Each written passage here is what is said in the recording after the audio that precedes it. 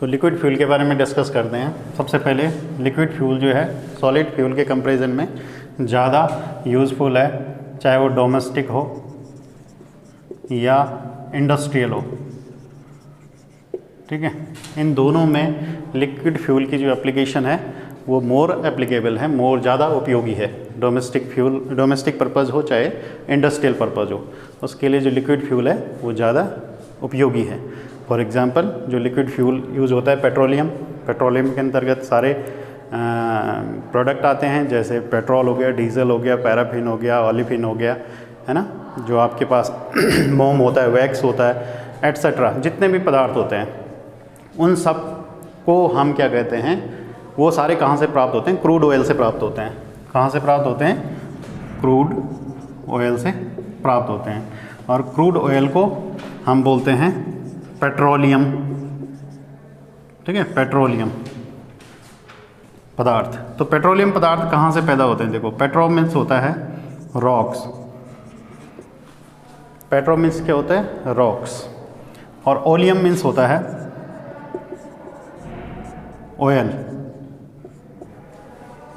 ठीक है, तो पेट्रोल जो पंप होता है उसको पेट्रोल पंप इसीलिए बोलते हैं क्योंकि वहाँ पर डीजल पंप नहीं बोलते हम। यस नो, डीजल पंप नहीं लिखा कहीं, हर जगह क्या होता है? पेट्रोल पंप लिखा होता है।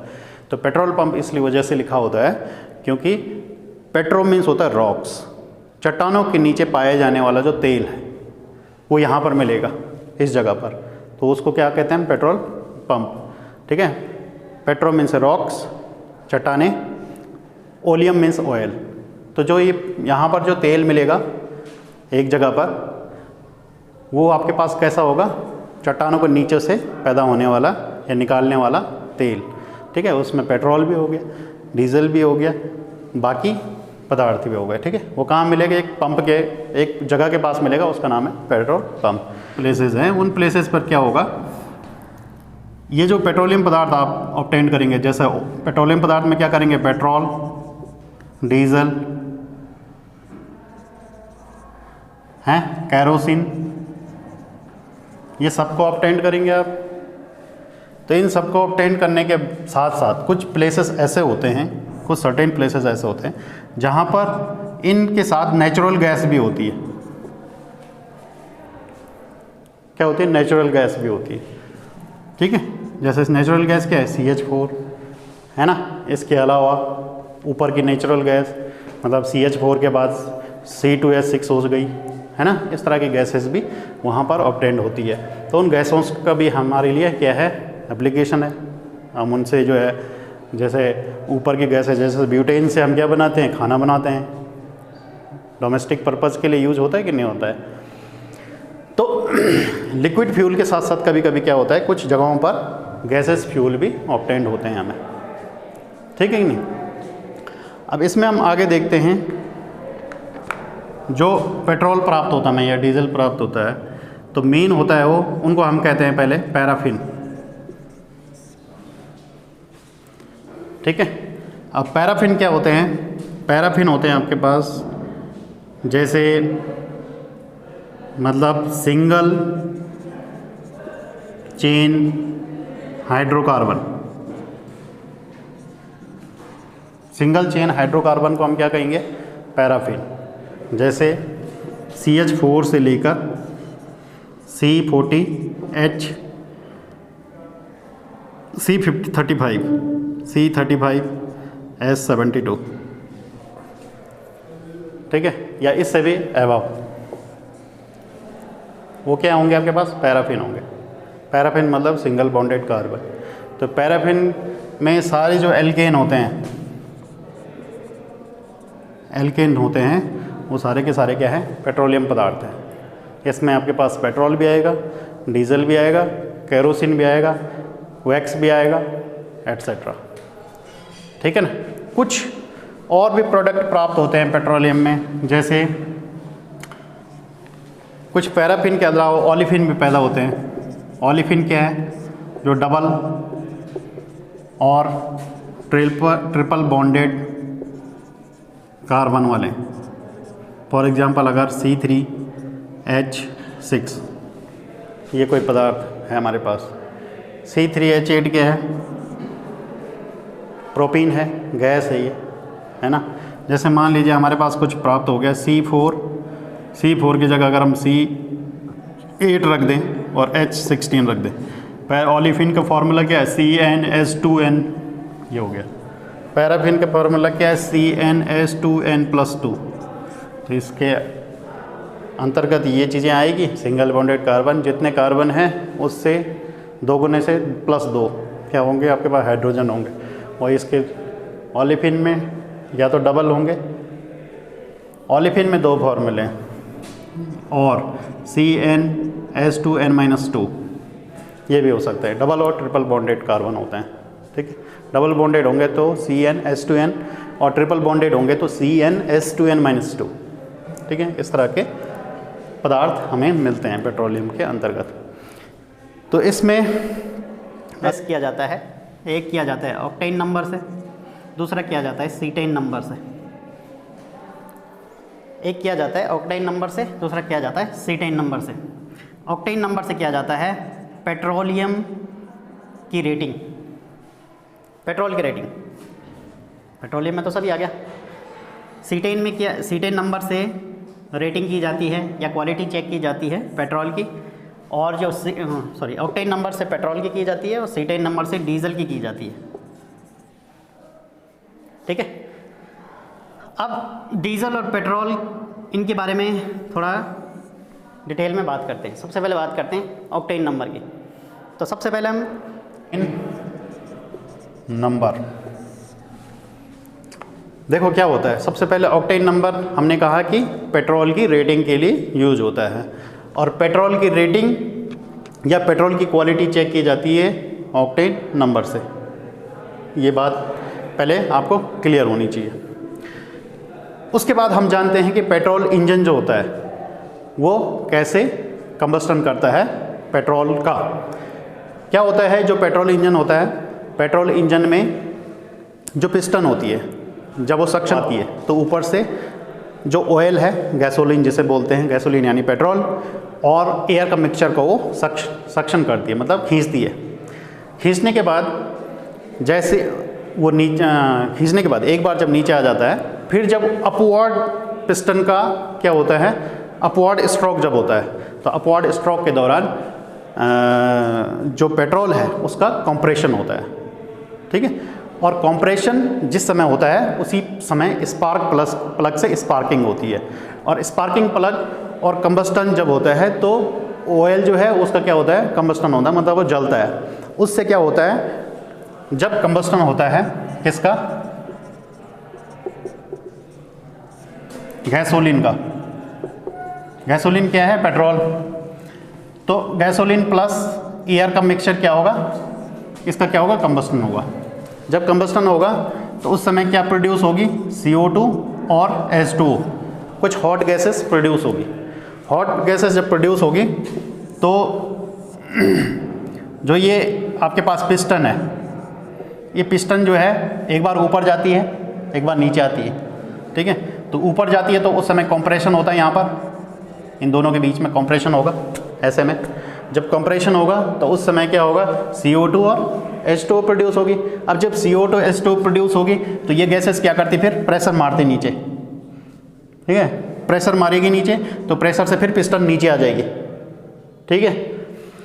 तो इस तरह जो है पिस्टन नीचे आती है, फिर ऊपर जाती है। जैसे नीचे आती है फिर जो है ये यहाँ से इस तरह घूमता रहता है, फिर इसमें जो है व्हील लगा होता है आगे, तो व्हील उस तरह घूमता रहता है फिर आगे, ठीक है ना। तो जब वो घूमता है, अब होता क्या है पेट्रोल इंजन के अंदर, जब कंबस्टन होता है तो ये जो गैसेस प्रोड्यूस होती है, और यहाँ पर लगा हुआ है स्पार्क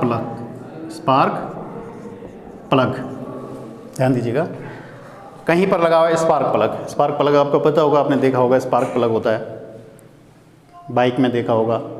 जो भी पेट्रोल इंजन होता है, पेट्रोल इंजन ही होता है आपके पास बाइक, स्कूटर, कार, एरोप्लेन, तो इनमें जो स्पार्क प्लग होता है तो उसी से स्पार्किंग होती है। उस समय स्पार्किंग होने से क्या होता है, एयर और गैसोलीन का क्या होता है, कंबस्टन होता है। प्रोड्यूस क्या होती है, CO2 और H2O, गर्म गैसें। गर्म गैसें क्या करती है, फिर पिस्टन को धक्का मारती है, ठीक है। अगर इन केस मतलब जो पेट्रोल इंजन होगा वो एक सर्टेन रेशियो तक क्या करेगा, कंप्रेशन करेगा, लेकिन अगर कंप्रेशन कभी कभी क्या हो गया, बहुत ज़्यादा हो गया, मतलब एक बियॉन्ड द सर्टेन लिमिट अगर क्या हो गया, कंप्रेशन हो गया, तो उस कंडीशन पर क्या होगा, स्पार्किंग प्लग और जो कंबस्टन हो रहा है उसके बीच में एक टाइम लैग शुरू हो जाएगा। टाइम लैग का मतलब गैप शुरू हो जाएगा कि मतलब जिस समय कंबस्टन हो रहा है उसी समय अगर स्पार्किंग नहीं हो रही है तो उस कंडीशन पर इंजन के अंदर नॉइज़ आनी शुरू हो जाएगी, मेटेलिक साउंड आनी शुरू हो जाएगी, जिसे हम नॉकिंग कहते हैं। जिसे क्या कहते हैं, नॉकिंग। कब होती है इंजन की साउंड प्रोड्यूस या मेटेलिक साउंड प्रोड्यूस? ये तब होती है जब इंजन के अंदर कंबस्टन हो रहा होता है और कंबस्टन होते होते जब स्पार्किंग प्लग उसी समय स्पार्क नहीं करता है जिस समय कंबस्टन हो रहा है। ऐसा कब होगा? जब कंप्रेशन जो रेशियो है या कंप्रेशन की जो रेट है वो बियॉन्ड द सर्टेन लिमिट चली जाएगी। मान लीजिए कंप्रेशन होता है 0.5 सेकेंड एक बार, ठीक है, 0.5 सेकेंड में एक बार होता है, लेकिन अगर ये 0.5 सेकेंड की जगह 0.2 सेकेंड जो है चला गया, मतलब बियॉन्ड लिमिट, हमारी इसकी लिमिट क्या है 0.5, लेकिन इसकी बियॉन्ड लिमिट क्या है 0.2, मतलब 0.2 या 0.1 पे चला गया, ये जल्दी जल्दी कंप्रेशन करने लग गया, या पेट्रोल में कोई गुणवत्ता अच्छी नहीं थी उस वजह से ये क्या करने लग गया, कंप्रेशन जल्दी करने लगे, क्योंकि इसे कंप्रेस करना होता है, एनर्जी प्रोड्यूस करनी होती है, और ये कंप्रेशन क्या करने लग गया, ज़्यादा करने लग गया। और स्पार्किंग प्लग का टाइम है 0.5 से 0.5 मैच कर रहा था पहले, लेकिन 0.5 से 0.2 मैच नहीं करेगा, है ना। तो जब 0.5 और 0.2 का गैप आ जाएगा ये, तो उस समय क्या होगा, स्पार्क प्लग देर में जलेगा और कंप्रेशन पहले हो जाएगा, तो उस समय क्या होगा, कंप्लीट कंबस्टन नहीं होगा। जो ऑयल होगा, ऊपर से जो ऑयल आ रहा होगा उसका क्या होगा, कंप्लीट कंबस्टन नहीं होगा, और कंप्लीट कंबस्टन ना होने की वजह से मेटेलिक साउंड प्रोड्यूस होगी इंजन के अंदर, और उसी मेटेलिक साउंड को हम कहते हैं नॉकिंग। तो नॉकिंग एक बहुत बड़ी समस्या है किसी भी पेट्रोल इंजन की, ठीक है। ये तब होता है जब पेट्रोल में कुछ मिलावट हो या पेट्रोल की जो क्वालिटी है वो अच्छी ना हो, ओके, तो उसे कहते हैं हम नॉकिंग।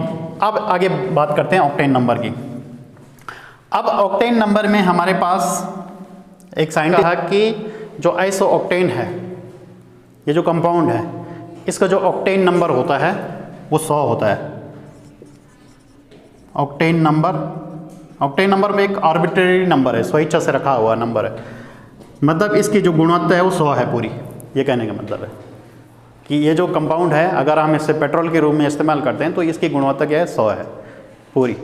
और वहीं इसके कंपैरिजन में जो एन हेप्टेन है, CH3 CH2 CH2 CH2 1 2 3 4 5 6 7 N heptane, इसका नाम है एन हेप्टेन।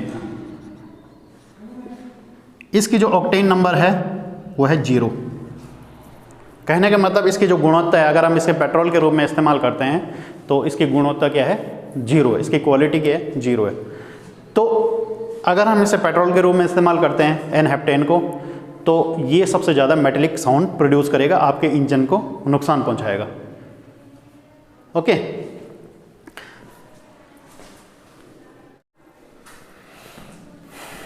तो यहाँ पर जो ऑक्टेन नंबर है, हमने कहा कि भाई आइसो ऑक्टेन जो था उसकी जो गुणवत्ता थी वो क्या थी, 100 थी, और जो हमारे पास एन हेप्टेन था उसकी गुणवत्ता क्या थी, 0 थी।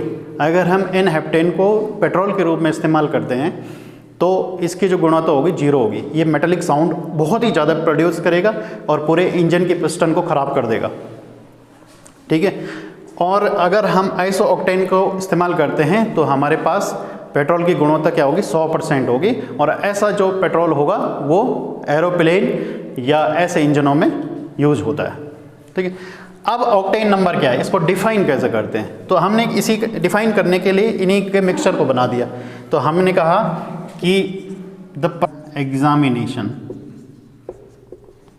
ये इसकी डेफिनेशन है, the percentage of isooctane का percentage by volume in the mixture of in the mixture of isooctane and n-heptane which has same anti-knocking properties as fuel under examination. इसका मतलब है कि आइसोऑक्टेन का आयतन में वह प्रतिशत, किसी भी फ्यूल में आइसोऑक्टेन का वह प्रतिशत इन द मिक्सचर ऑफ आइसोऑक्टेन और n-हेप्टेन, आइसोऑक्टेन और n-हेप्टेन के मिक्सचर में आइसोऑक्टेन का वह आयतनीय प्रतिशत जिसमें उतनी ही एंटी नॉकिंग प्रॉपर्टीज़ होती है जितने एक अच्छे फ्यूल में होती है। तो इस तरह हमने इसको डिफाइन किया, किसको? ऑक्टेन नंबर को। ऑक्टेन नंबर को डिफाइन करने के लिए हम क्या किया, दोनों को मिक्सचर को साथ ला दिया। अब हमने कहा कि भाई मान लेते हैं जो आइसोऑक्टेन है उसका जो रेटिंग है वो 100 है और इसकी n-हेप्टेन की 0 है। अब मान लेते हैं, एग्जाम्पल ले लेते हैं, मान लीजिए किसी का ऑक्टेन नंबर जो है 80 है, तो इसका मतलब है कि वह फ्यूल, उस फ्यूल में आइसोऑक्टेन कितना है, आइसोऑक्टेन कितना है 80% और n-हेप्टेन कितना है 20%, ठीक है ना। तो हम कह सकते हैं कि आइसोऑक्टेन का वह प्रतिशत, आइसोऑक्टेन का वह प्रतिशत मतलब आइसोऑक्टेन का 80%, तो इस फ्यूल की क्वालिटी कितनी हो गई 80%। अगर 85 इसी ऑक्टेन नंबर है तो इस सिंपल का मतलब इसका सिंपल मतलब ये है कि उस पेट्रोल की में आइसोऑक्टेन का जो वॉल्यूम है बाई परसेंटेज, आइसोऑक्टेन का जो परसेंटेज है बाई वॉल्यूम वो कितना है 85% है, ठीक है। और उसकी उतनी ही उसकी एंटी नॉकिंग प्रॉपर्टी है जितनी एक अच्छी फ्यूल की होनी चाहिए उस समय 85% पे, ठीक है। तो इस तरह इसको डिफाइन करेंगे। फिर अब इसी में हम थोड़ा चेंजेस करते हैं। ऐसा कंपाउंड खोजा गया कि यदि हम इस मेथाइल ग्रुप को क्या ले आए, यहाँ पर ले आए CH3 और इसको CH3 बना दे, तो इस कंपाउंड का नाम क्या हो जाएगा 2,2,3 tri methyl 1,2,3,4 butane, tri methyl butane है। तो ये जो इसकी जो क्वालिटी है, कौन सी क्वालिटी, जो 100 थी पहले वो 125 हो जाती है,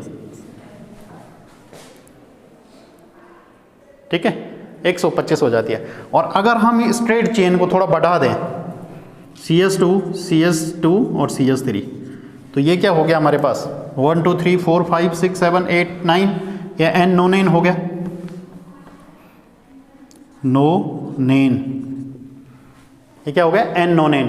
तो n-नोनेन की जो प्रॉपर्टी है मतलब जो क्वालिटी है वो माइनस, ऑक्टेन नंबर है वो -45 है, 0 से पीछे है, ठीक है ना। तो सबसे खराब कंपाउंड ये है पेट्रोल के लिए आज के टाइम में, सबसे खराब। अगर ये हो गया तो आपका इंजन सीज 2 मिनट 2 सेकंड में, ठीक है। और सबसे अच्छा क्या है, ये है जिसके ऑक्टेन नंबर 125 है। हालांकि आप इसे क्या यूज़ नहीं करते हैं, किसमें, इंजन में, इस बहुत ज़्यादा एनर्जी प्रोड्यूस होती है, तो इसका जो फ्यूल होगा इस फ्यूल को हम ऐसी जगह इस्तेमाल करेंगे जहाँ बहुत ज़्यादा हाई एनर्जी की आवश्यकता होगी, जैसे एरोप्लेन, ठीक है ना। तो ये 2 कंपाउंड हैं जो आज के टाइम पे जिनके ऑक्टेन नंबर को बताया गया है कि ये इतनी अच्छी क्वालिटी के हैं और ये इतनी ख़राब क्वालिटी का है, ठीक है। अब देखो क्या होता है, जनरली पेट्रोल में नॉकिंग प्रॉपर्टीज़ को कम करने के लिए कैन बी इंक्रीज्ड,